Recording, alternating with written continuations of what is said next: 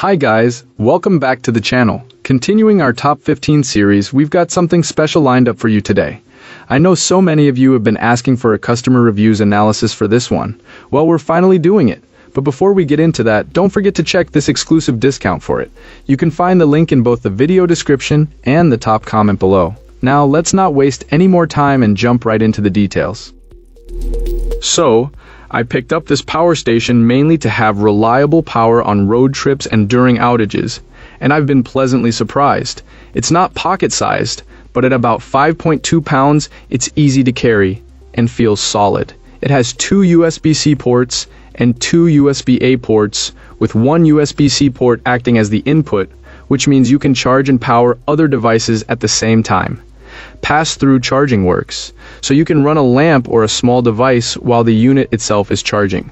People say it charges slowly, and I get why that impression sticks until you use the right charger chain.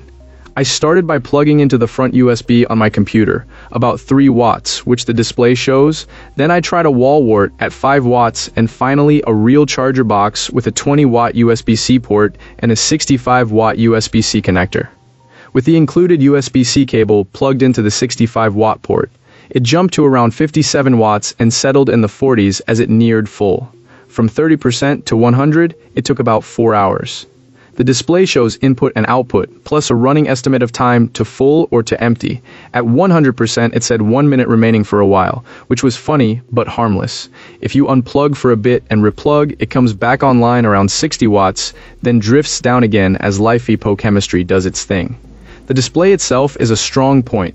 It shows charging status with a circular fill that grows from a partial arc to a full circle, and it lists hours and minutes until full or empty. In auto mode, if you connect the upper USB-C port to something powered and the power cuts, the unit automatically switches on its lantern. It's surprisingly bright and can run for a long time on the low setting. A quirky setup detail I learned, extending the display timeout beyond the default 30 seconds, requires doing the SOS sequence only when the unit isn't charging. That little trick saved me a lot of trial and error. I grabbed this on sale for about half off, which helped a lot because this thing weighs only 5.2 pounds and mobility matters for me.